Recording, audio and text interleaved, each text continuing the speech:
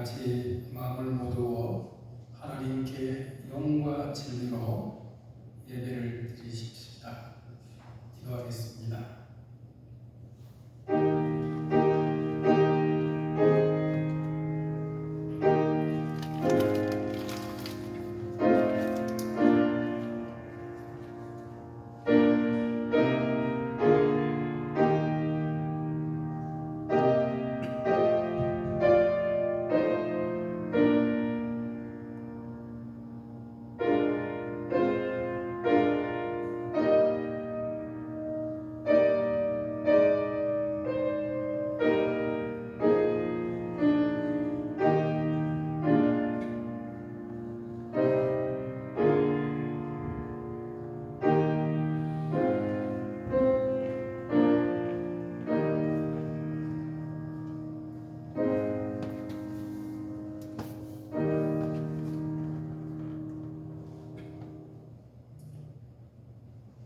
감사함으로 그의 문에 들어가며 찬송함으로 그의 궁정에 들어가서 그에게 감사하며 그의 이름을 송축할지어다. 여호와는 선하시니 그의 인자하심이 영원하고 그의 성실하심이 대대에 이르리로다. 한 주간 저희의 삶 가운데 함께 하시며 지키시고 인도하신 하나님 아버지, 오늘도 하나님께 예배드릴 수 있는 은혜 주심을 감사합니다. 저희가 한마음 한뜻으로 오직 하나님께만 집중하여 예배드리게 하옵소서. 우리 드리는 이 예배가 향기로운 산 제사 되게 하시고 상달되게 하옵소서. 이 시간 저희의 믿음이 견고해지고 성령의 기름 부으심이 충만케 하옵소서. 예수님의 이름으로 기도하옵나이다. 아멘. 다같이 자리에 일어나셔서 찬송가 21장 부르겠습니다.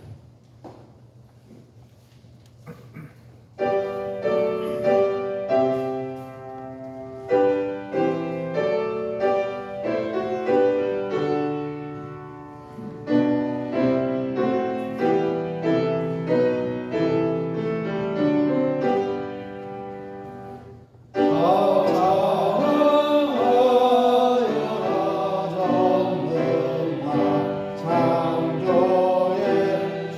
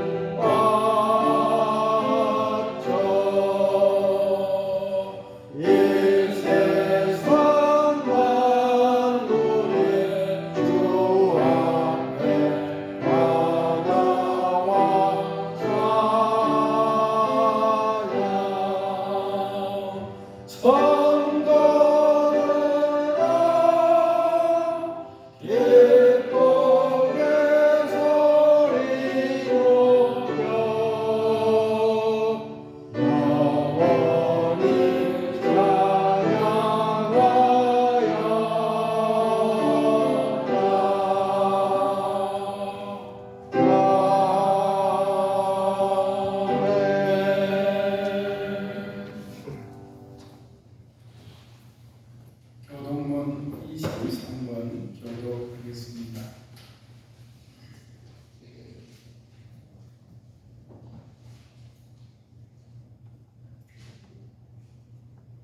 하나님이여, 나를 판단하시되 경건하지 아니한 나라에 대하여 내 송사를 변호하시며 간사하고 귀한 여인들의 나로 만지소서.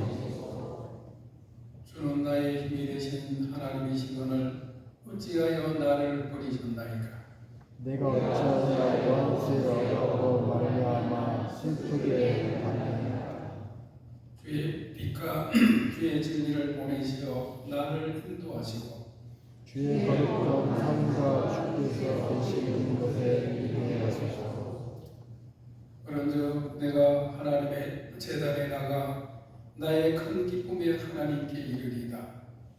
하나님이여, 나의 하나님이여, 내가 스스로 주를 찬양하리이다. 내 영혼아, 내가 어찌하여 낙심하며 어찌하여 내 속에서 도란해하는가. 너는 하나님께 소망을 들어 그가 나타나 도우심으로 말미암아 내 하나님을 여전히 찬송하리로다. 아멘. 사도신경으로 우리의 신앙을 고백하겠습니다. 나는 전능하신 아버지 하나님 천지의 창조주를 믿습니다.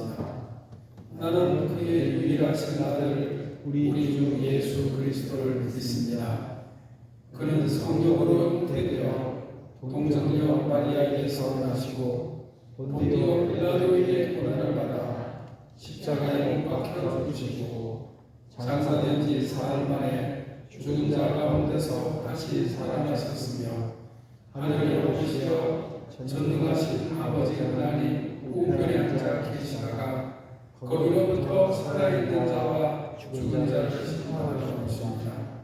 나는 성령을 믿으며 거룩한 공교회와 성도의 죄와 죄를 용서받는 것과 몸의 부활과 영생을 믿습니다.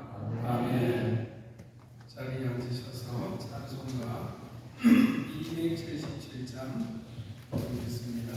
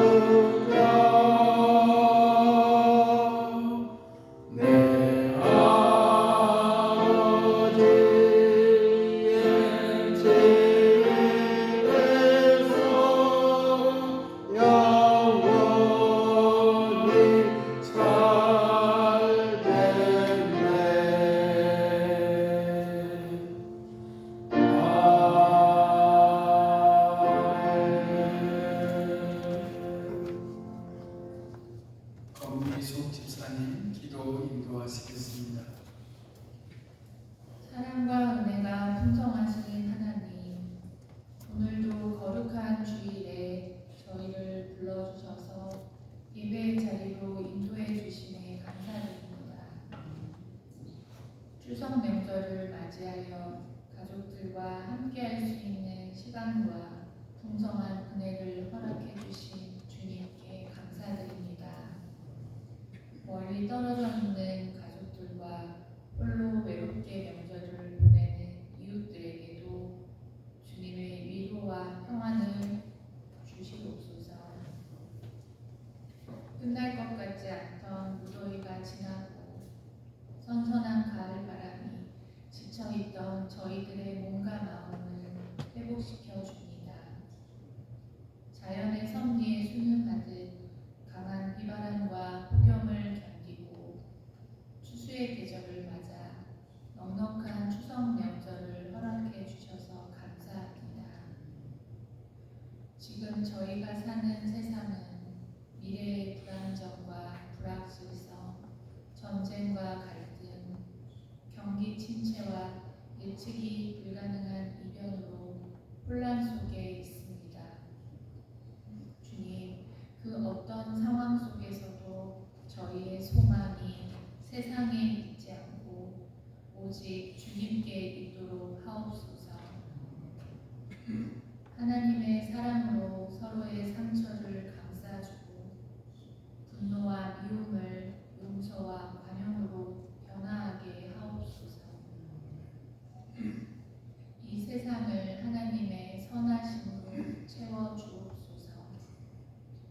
하루하루 하나님의 말씀을 붙들고 살아가는 지혜를 주시고 하나님과 동행하는 삶 속에서 저희들을 세상의 빛과 소금으로 쓰이게 하옵소서. 주심교회의 담임 목사님과 성도들을 위해 기도합니다. 말씀을 선포하시는 목사님께 성령 충만함을 더하여 주시고 영웅의 강건함으로 지켜 주옵소서. 목사님의 가정과 사역 위에 늘 주님의 은혜와 보호가 함께하길 간절히 바랍니다. 또한 이 자리에 함께하신 모든 성도들에게도 안위와 건강을 지켜주시고 한 분 한 분의 간절한 소망이 기도로 응답받게 하옵소서. 주님의 말씀으로 삶의 문제와 걱정을 이겨낼 수 있게 하시고 주님의 성령으로 믿음 안에서 승리하게 하옵소서. 오늘 드리는 예배를 통해 주님의 뜻을 깨닫고 우리의 마음과 삶이 새로워지는 은혜의 시간이 되게 하옵소서. 모든 영광을 주님께 올려드리며 우리 구주 예수 그리스도의 이름으로 기도드렸습니다. 아멘.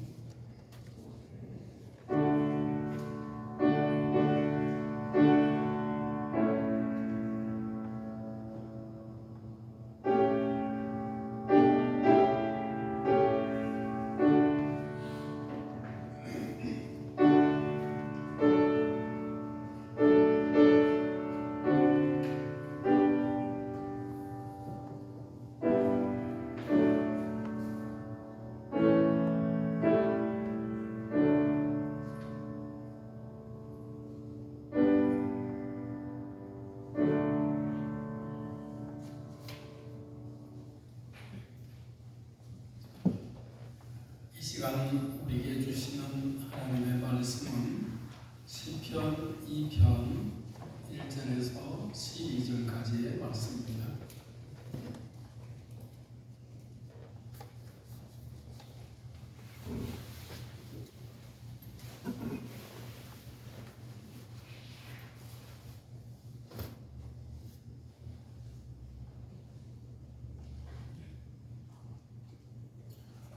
시편 2편 첫 절에서 마지막 절까지 한 절씩 교독하겠습니다. 어찌하여 이방 나라들이 분노하며 민족들이 헛된 일을 꾸미는가? 세상의 하나님들이 앞서 하나님들이 서로 위하여 여호와와 그의 이름 부르는 자들을 대적하며 우리가 그들의 맨 것을 그의 결박을 벗어버리자 하는도다. 하늘에 계신 이가 하시며 주께서 그들을 비우시리로다. 그때 본을 바라며 진노하사 그들을 놀라게 하여 이르시기를 내가 나의 가운데 거룩한 산 시온에 들었다 하시리로다. 내가 여호와의 명령을 전하노라. 여호와께서 내게 이르시되 너는 내 아들이라. 오늘 내가 너를 낳았도다. 내게 구하라. 내가 이 나라를 내 이름으로 주니 내 주가 땅 끝까지 이르리로다. 내가 철장으로 그들을 깨뜨리며 질그릇같이 부수리라 하시도다. 그런즉 그나마나 너희는 지혜를 얻으며 세상에 영광받으라. 너희는 교훈을 받을지어다. 여호와를 경외함으로 섬기고 떨며 즐거워할지어다. 그의 아들에게 인자주라. 그렇지 않으면 진노하심으로 너희가 그에게서 망하리니 그의 진노가 극하시리라. 여호와께 피하는 모든 사람은 다 복이 있도다. 아멘. 오늘 우리가 살아가는 세상, 정치 지도자들은 서로를 비난하며 또 진영 논리에 빠져 있고, 또 사상가들은 각기 다른 철학을 외치며 혼란을 가중시키고, 또 종교 지도자들조차도 분열이 되어 있습니다. 경제 전문가들은 미래를 예측하지 못하고, 또 과학자들도 해결하지 못하는 문제들이 산적해 있습니다. 코로나19 팬데믹이 지나간 자리에는 여전히 불안과 혼란이 남아있고, 전쟁의 소문들이 끊이지 않으며 기후변화와 환경 파괴는 가속화되고 있습니다. 사람들은 진정한 왕, 진정한 지도자를 갈망하고 있습니다. 그런데 더 깊이 들여다보면 이 갈망은 우리 개인의 마음속에도 똑같이 존재하고 있습니다. 우리는 누구의 통치를 받으며 삽니까? 중요한 결정을 내릴 때, 인생의 방향을 정할 때 우리는 무엇을 기준으로 삼고 있습니까? 우리 각자의 마음의 보좌에는 반드시 누군가 또는 무엇인가 앉아 있습니다. 문제는 그것이 진짜 왕인지 가짜 왕인지 하는 것입니다. 현대인들은 특별히 자율성과 독립성을 강조하고 있죠. 나는 누구에게도 지배받지 않는다. 내 인생의 주인은 나라고 합니다. 하지만 정말 그럴까요? 우리는 생각보다 많은 것들이 의해서 좌우가 되고 조종당하고 지배당하고 살고 있는 것입니다. 오늘 우리가 함께 읽은 시편 2편은 바로 이 근본적인 질문에 대한 하나님의 답변입니다. 이 시편은 단순히 고대 이스라엘의 정치적 상황을 묘사하는 것이 아닙니다. 이것은 온 인류의 역사를 관통하는 영적 전쟁에 대한 예언이며, 동시에 그 전쟁의 결말에 대한 하나님의 선언입니다. 더 나아가서 이것은 우리 각자의 삶에서 벌어지고 있는 내적인 갈등과 그 해결책에 대한 하나님의 처방전이기도 합니다. 오늘 말씀처럼 지금도 세상은 여전히 분노하고 있고, 여전히 헛된 계획을 세우고 있으며, 여전히 하나님의 권위에서 벗어나려고 하고 있습니다. 코로나 시대를 거치면서 우리는 인간의 한계를 뼈저리게 느꼈지만, 여전히 하나님 없이 모든 것을 해결하려고 합니다. 과학 기술이 발달할수록, 인공지능이 발전할수록 사람들은 더욱 하나님을 불필요한 존재로 여기려고 하고 있습니다. 그런 하나님은 이 모든 혼란과 반역 속에서 한 가지 분명한 선언을 하십니다.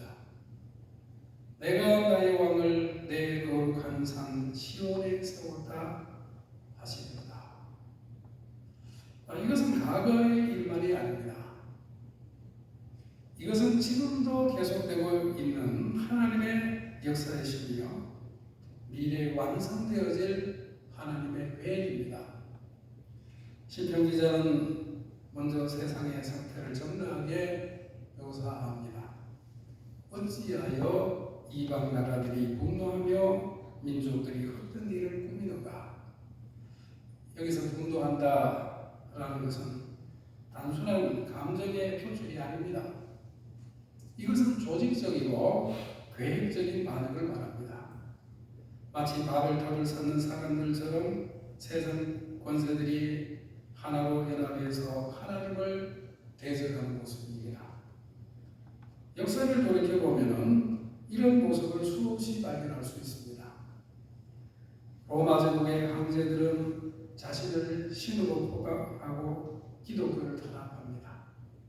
근대에 들어서는 계몽주의 철학자들이 이성만으로 모든 것을 해결할 수 있다고 주장을 했습니다. 20세기는 공산주의와 나치즘 같은 전체주의 이데올로기들이 하나님을 대신하려 했고 21세기인 지금도 세속 휴머니즘과 신무신론, 과학주의 등이 같은 시도를 계속하고 있습니다. 우리가 그들의 맨 것을 끊고 그의 결박을 벗어버리자 하는도다. 이들은 하나님의 법을 쇠사슬로 하나님의 말씀을 결박으로 여깁니다. 자유의 이름으로 하나님으로부터 독립을 선언하는 것이죠. 현대의 많은 사람들은 더 그렇습니다. 하나님의 말씀이 자신을 억압한다라고 생각을 하고 도덕적 기준들은 낡은 족쇄로 여기며 스스로 자신의 기준을 만들어서 살아가고 하는 것입니다. 특별히 성윤리, 가정에 대한 가르침, 돈과 물질에 대한 태도, 용서와 사랑의 명령 등을 부시대적이고 비현실적이라고 거부를 하죠. 그들에게 하나님의 계명은 자유를 억압하는 족쇄일 뿐이죠.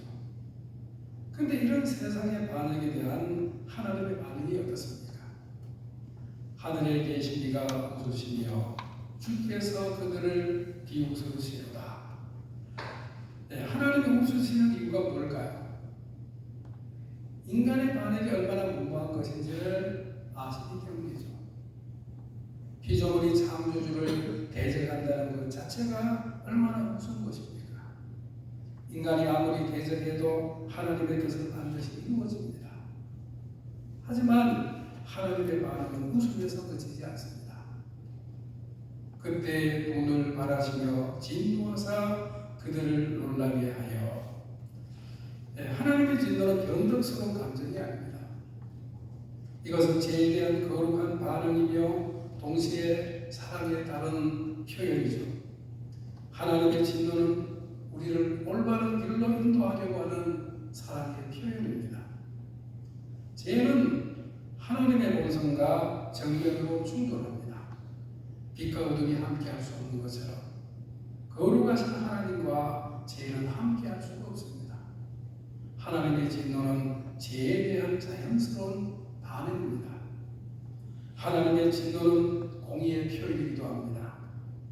만약 하나님이 죄에 대해서 아무런 반응을 보이지 않으신다고 하면 그분은 공의로운 분이 아닙니다. 하나님의 진노는 우주의 도덕 질서를 유지하시는 하나님의 공의로운 성품의 표현입니다.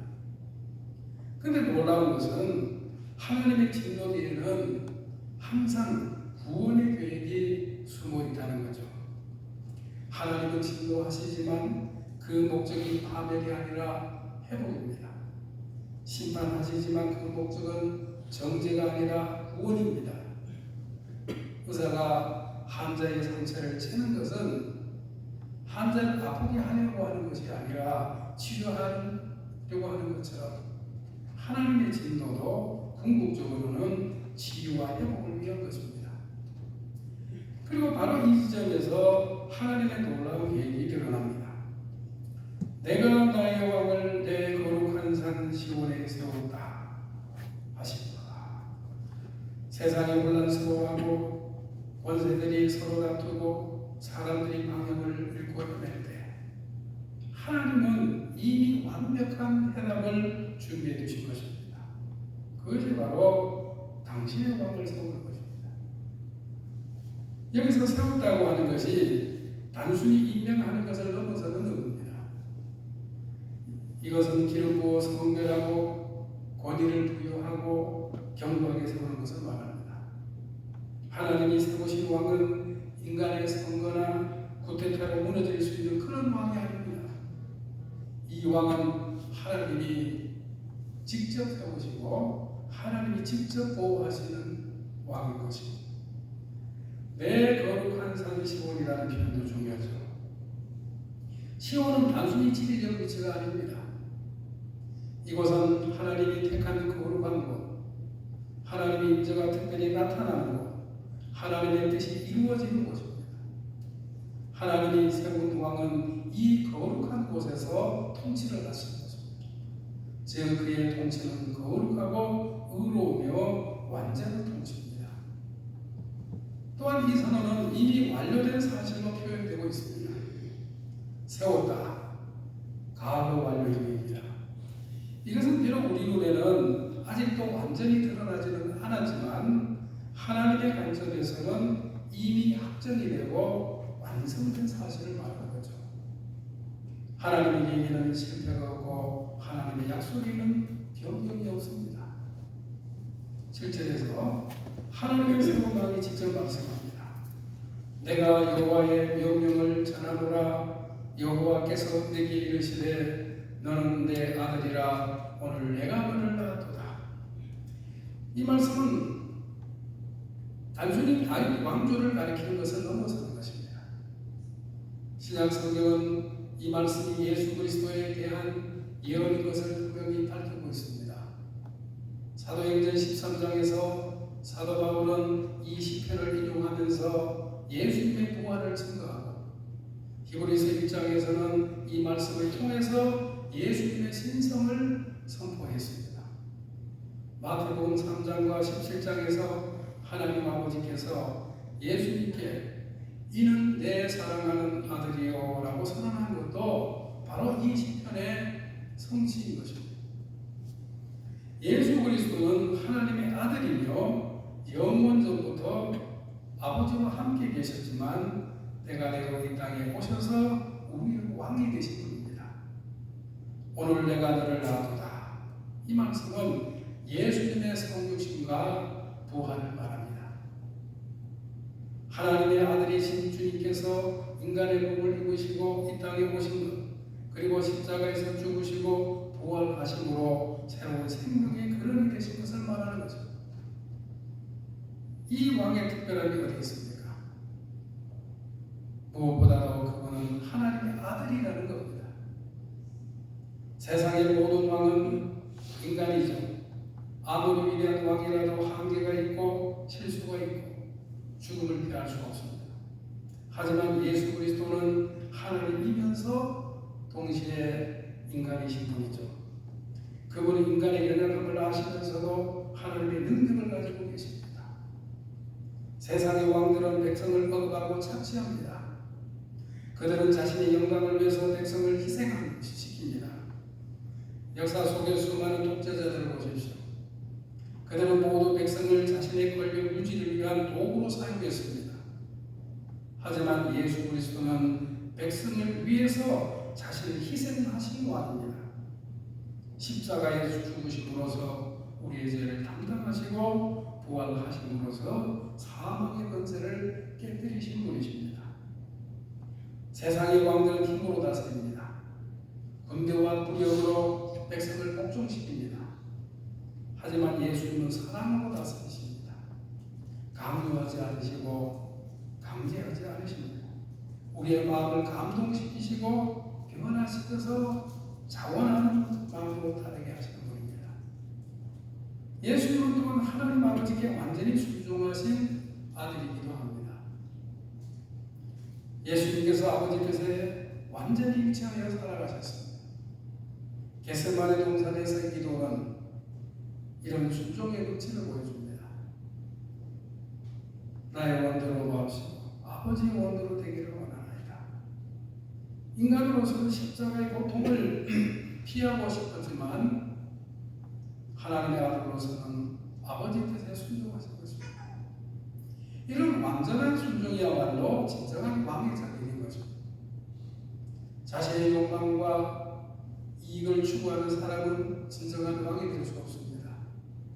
오직 하나님의 뜻에 완전히 순종하는 자만이 하나님의 나라를 다스릴 수가 있는 것입니다. 예수님은 이 자격을 완벽하게 갖춘 분입니다. 하나님이 세운 왕의 나라는 지역에 제한이 없습니다. 내가 이방 나라를 내 유업으로 주리니 내 소유가 땅끝까지 이르리로다. 이스라엘에 국한되지 아니하고 온 세계로 확장됩니다. 예수 그리스도의 복음이 예루살렘으로부터 시작이 돼서 유대와 사마리아를 거쳐서 땅끝까지 전해지는 모습이 이 예언의 성취입니다. 오늘날 우리는 이 예언이 성취되는 것을 목격하고 있습니다. 기독교는 이제 서구 종교가 아닙니다. 아프리카와 아시아, 남미에서 놀라운 복음이 일어나고 있고 복음은 언어와 문화와 국경을 넘어서 전 세계로 퍼져가고 있습니다. 중국의 가정교회, 이란을 비롯한 이슬람권과 북한의 숨겨진 지하 교회까지 복음은 그 어떤 장벽도 뚫고 전해지고 있는 것입니다. 그런데 이 나라의 확장 방식이 아주 특별하죠. 내가 철창으로 그들을 깨뜨리며 질그릇같이 부수리라. 이 말씀을 문자 그대로 이해한다면 강력한 군대력으로 세상을 정복하는 것처럼 보여지죠. 하지만 예수 그리스도는 십자가라고 하는 약함으로 세상의 강함을 이기셨어요. 사랑으로 미움을 이기시고 용서로 복수를 이기시고 생명으로 죽음을 이기셨습니다. 예수님의 정복 방식은 세상과 완전히 다르셨습니다. 세상의 정복자들은 칼과 창으로 폭력과 강제로 백성을 굴복시킵니다. 반면에 예수님은 십자가로 정복하십니다. 원수를 사랑하라 가르치시고 오른밤을 맞으면 왼밤도 돌려대라고 하시고 7번씩 70번이라도 용서하라고 하셨습니다. 세상 사람들은 이런 가르침을 약함으로 패배로 여기죠. 하지만 이것이야말로 진정한 강함이었던 것입니다. 오늘에도 복음은 같은 방식으로 세상을 정복해 가고 있습니다. 폭력이 아니라 사랑으로, 강제가 아니라 감동으로, 두려움이 아니라 은혜로 사람들의 마음을 사로잡고 있습니다. 가장 강팍한 죄인도 복음의 능력 앞에서는 무릎을 꿇게 됩니다. 이제 시편 기자는 모든 세상 권세들을 향해 간절히 호소를 하고 있습니다. 그런즉 고난들아 너희는 진리를 얻으며 세상의 재판관들아 너희는 교훈을 받을지어다.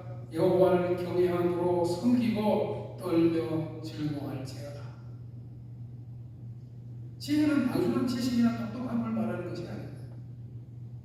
하나님을 인정하고 그분의 권위 앞에 겸손히 무릎 꿇는 것을 말하는 것입니다. 진정한 지혜는 하나님을 아는 것으로부터 시작해야 하는 것입니다. 왕들과 재판관들, 즉 세상의 지도자들의 결정은 많은 사람들의 운명을 좌우하죠. 한 나라 왕이 하나님을 경외하게 되면 그 백성이 복을 받고 한 나라의 지도자가 하나님을 거부하면 온 백성이 고통을 당하는 것입니다. 우리 각자도 우리의 가정과 직장, 사회에서 크고 작은 영향력을 행사하고 있죠. 한 사람이 하나님을 경외하며 살게 되면 그 주변 사람들이 복을 받게 되고 한 사람이 하나님을 거부하고 살게 되면 그 주변 사람들이 피해를 받고 사는 거죠. 떨며 즐거워할지어다. 이 표현은 얼핏 모순되어 보이기도 하죠.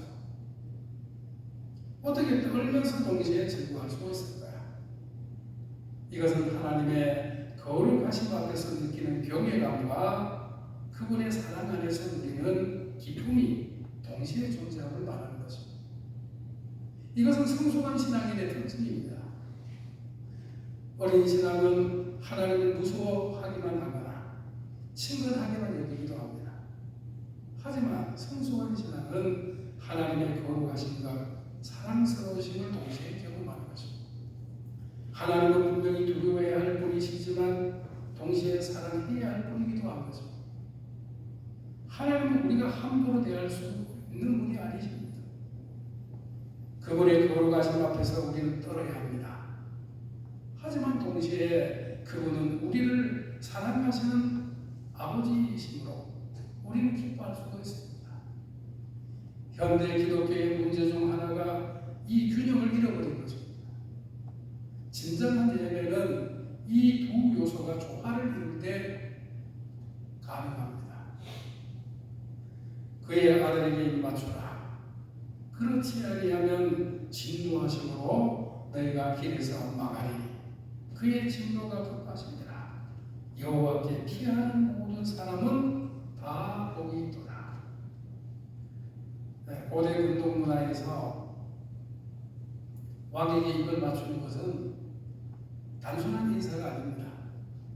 이것은 충성의 명세고 주권 인정의 표현이며 보호를 구하는 행위이기도 합니다. 그의 아들에게 입맞추라는 것은 바로 예수 그리스도를 구주와 주님으로 영접하라고 하는 복음의 핵심적인 초청을 말하는 것입니다. 이것은 단순히 종교적 의식이나 형식적 고백을 말하는 것이 아닙니다. 이것은 우리 인생의 주권을 예수님께 완전히 맡기는 것을 말하는 것입니다. 이 초청에는 긴급성이 있습니다. 하나님 은혜에는 시간 제한이 있는 것입니다. 지금은 은혜의 때요 구원의 날이지만 이 기회가 영원히 계속되는 것은 아닙니다. 여호와께 피하는 모든 사람은 다 복이 있도다. 여기서 이 피한다는 것은 적극적으로 하나님을 신뢰하고 의지하는 것을 말합니다. 폭풍 우중에 배가 안전한 항구로 피하는 것처럼 우리가 인생의 풍랑 속에서 하나님께 피하는 것입니다. 시편 1편이 복 있는 사람이 하나님의 말씀을 묵상하는 사람이었다고 하면 오늘 시편 2편은 복 있는 사람은 하나님께 피하는 사람입니다. 이 두 복은 서로 다른 것이 아니라 같은 신앙의 두 측면입니다. 오늘 이 말씀 우리에게 던지는 첫 번째 질문은 당신의 삶을 실제로 다스리고 있는 왕이 누구입니까? 라는 것이죠. 우리는 입으로는 예수님을 주님이라고 고백하지만 실제 삶에서는 다른 것들이 왕노릇 하도록 행할 때가 많은 것입니다. 예를 든다면 중요한 결정을 내려야 할 때를 생각해 보십시오. 이런 결정을 내릴 때 나는 무엇을 가장 중요한 기준으로 삼고 있는 것입니까? 하나님의 뜻과 말씀이 최종적 판단의 기준입니까? 우리가 화가 날 때, 상처를 받을 때, 실망할 때 반응하는 한번 생각해 보십시오. 즉각적으로 감정에 휘둘려서 말과 행동을 하십니까? 아니면 먼저 하나님께 기도하고 말씀에서 지혜를 구하고 계십니까? 돈과 물질에 대한 우리의 태도는 어떻습니까? 더 많이 벌고 더 많이 모으고 더 좋은 것을 소유하려고 하는 욕망이 우리의 삶을 지배합니까? 아니면 하나님이 주신 것에 만족하고 감사하며 이웃과 나누라고 하는 주님의 가르침이 나를 다스리고 있는 것입니까? 근데 하나님은 분명히 말씀하십니다. 내가 나의 왕을 세웠다. 예수 그리스도가 우리의 삶의 진정한 왕이실 때 우리는 더 이상 세상의 풍조나 사람들의 시선에 휘둘리지 않는 것입니다. 우리에게는 영원한 왕이 계시고 그분이 나라는 흔들리지 않기 때문입니다. 그의 진노가 급하십니다. 이 말씀은 복음의 긴급성을 보여줍니다.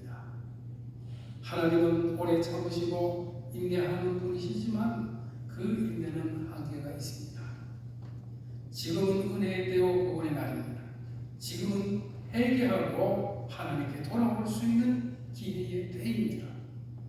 성경은 오늘 그의 음성을 듣거든 마음을 완고하게 하지 말라고 분명히 경고하고 있습니다. 구원의 확신을 미루는 것만큼 위험한 것은 없습니다. 평생 무신론자로 살았고 교회 다니는 사람들을 미신적이라고 비웃었던 말기암 환자가 있었습니다. 근데 죽음을 앞두고 나서야 자신의 연약함과 한계를 깨달았습니다. 목사님, 지금이라도 늦지 않았을까요? 하나님께서 저 같은 사람도 받아주실까요? 물었습니다. 감사하게도 그분은 마지막 순간에 예수님을 구주로 영접했고 편안한 모습으로 하나님의 품으로 돌아갔습니다. 하지만 모든 사람들이 이런 기회를 갖는 것은 아닙니다. 어떤 사람들은 갑작스러운 사고나 질병으로 준비할 시간도 없이 세상을 떠나기도 합니다. 또 어떤 사람들은 오랜 제약의 생활로 마음이 강팍해져서 복음을 받아들일 수 없게 됩니다. 그러므로 지금이야말로 가장 소중한 시간인 것입니다. 세상 사람들은 하나님의 법을 결박으로 하나님의 말씀을 족쇄하게 됩니다. 그러나 진정한 자유는 하나님의 통치 아래에서만 누릴 수 있습니다.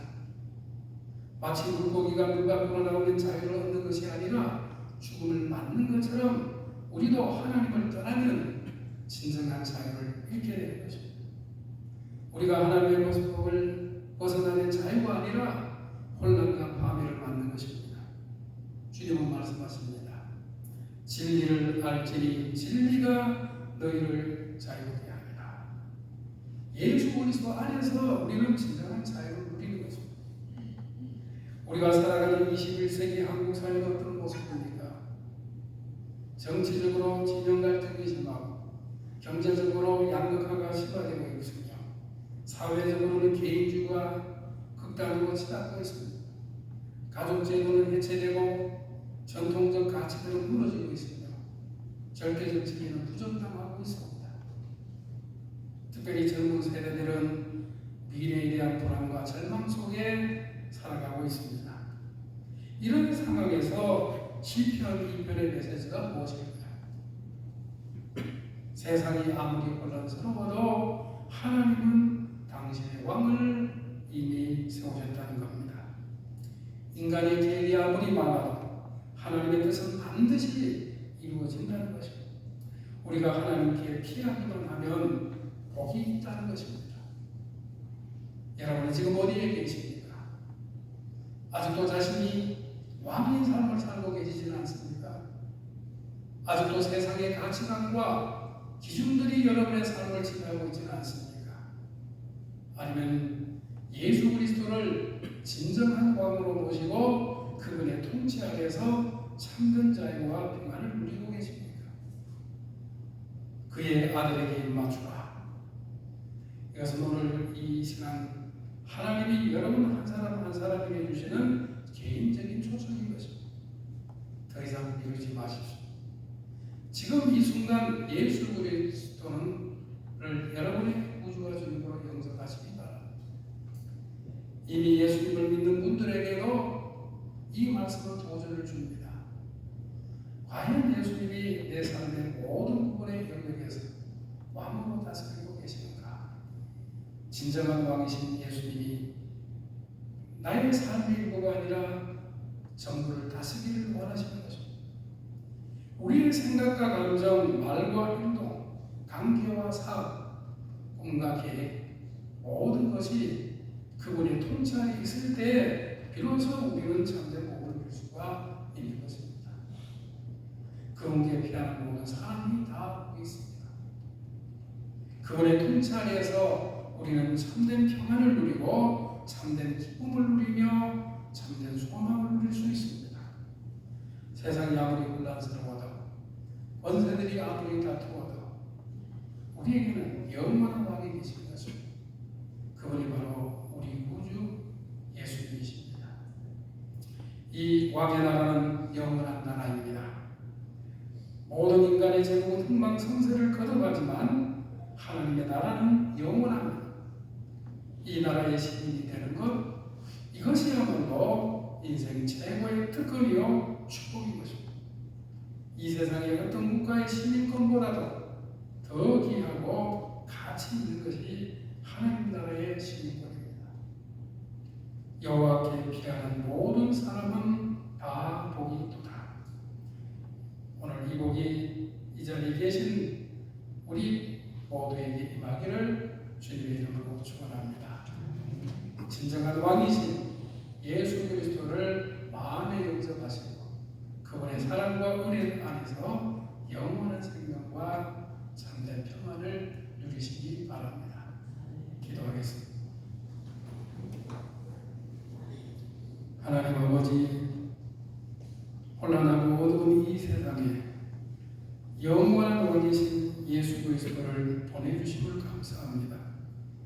우리가 더 이상 헛된 반역의 길을 걷지 않고 자신을 왕으로 세우려고 하는 교만을 버리고 주님께 필요한 복된 삶을 살게 하여 주옵소서. 주님께 아직도 피하지 못한 분들에게는 오늘 이 시간 구원의 기회가 되게 하여 주옵소서. 우리 마음의 보좌에 오직 예수님만이 왕으로 다스리시고 주님의 사랑과 은혜 안에서 참된 자유와 평안을 누리게 하여 주옵소서.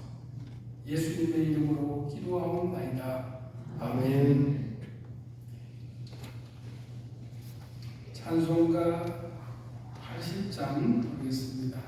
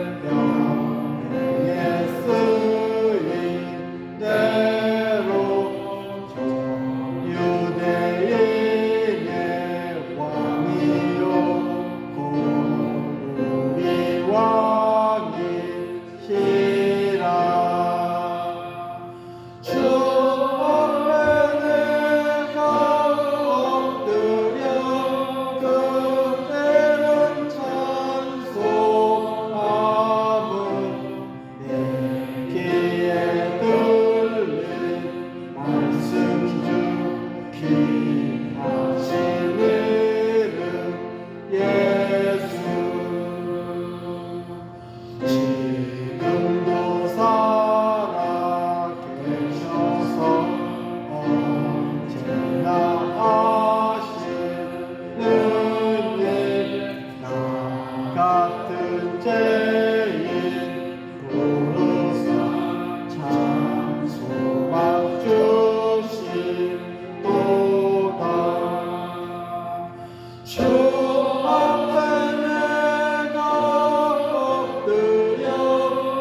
영원히 언제나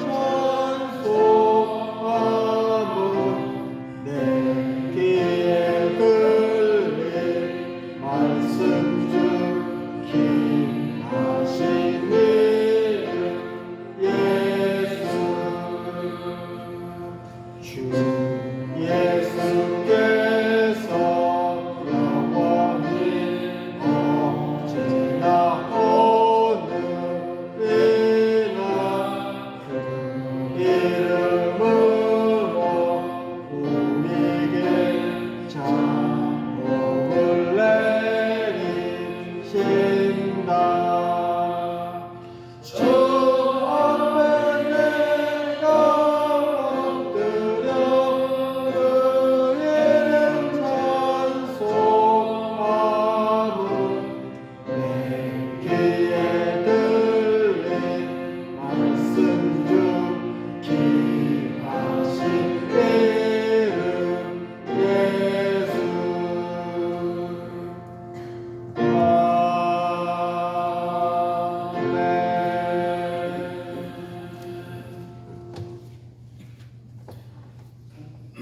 봉헌 찬송 50장 1절 한절 부르면서 봉헌식 하겠습니다.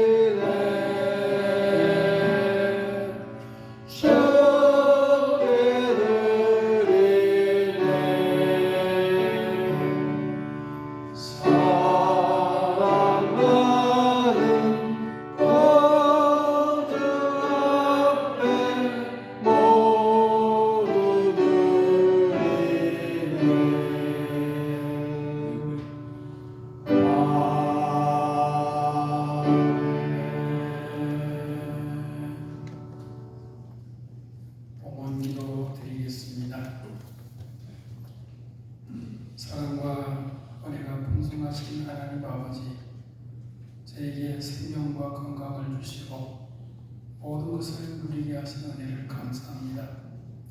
이 시간 베풀어 주신 은혜에 감사하는 마음으로 예물을 올려드립니다.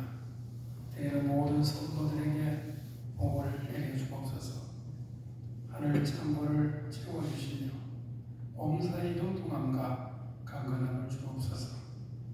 교회를 위해 수고하며 섬기는 모든 봉사자들을 기억하여 주옵소서. 그들의 헌신과 사랑의 수고가 헛되지 않게 해주시고 주님의 기쁨과 평강으로 가득 차게 해 주옵소서.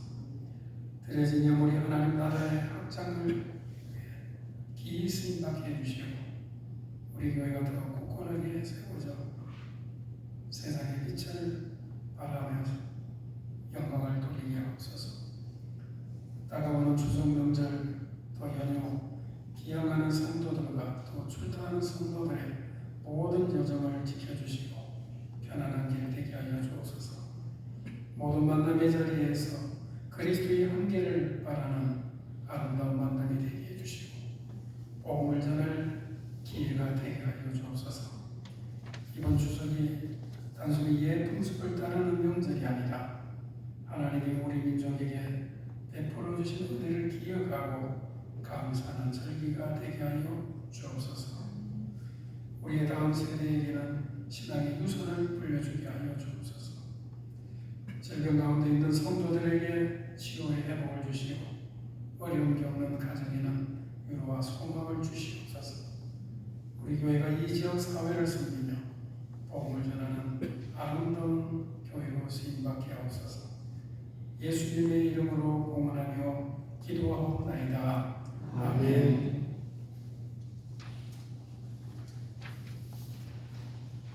오늘 저희에게 참으로 방문해 주신 성령님을 환영합니다. 주님의 은혜가 여러분과 가정이 함께 하시기를 원합니다. 예배 요원들께서는 10월 예배 담당표를 확인해 주시기 바랍니다.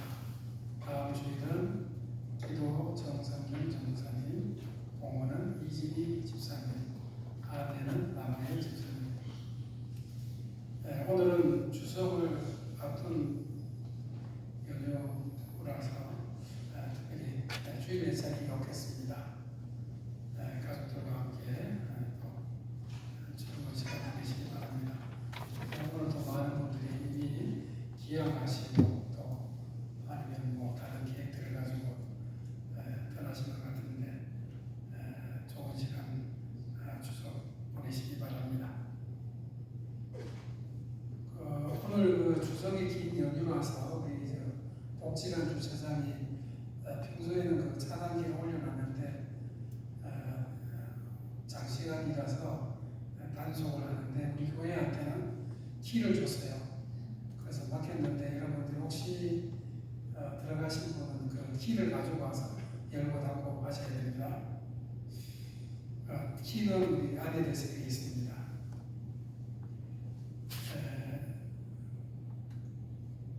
다 같이 자리에 일어나셔서 주변 분들과 함께 반갑게 인사 나누겠습니다.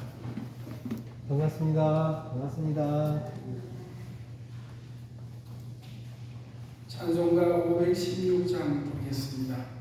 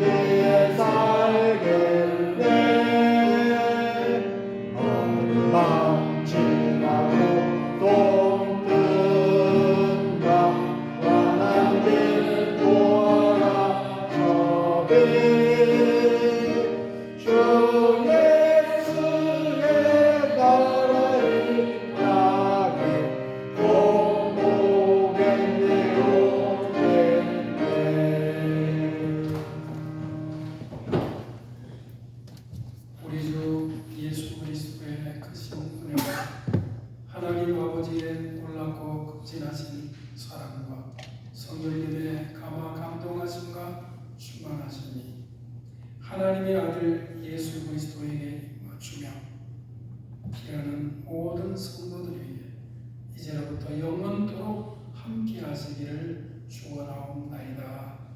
아멘.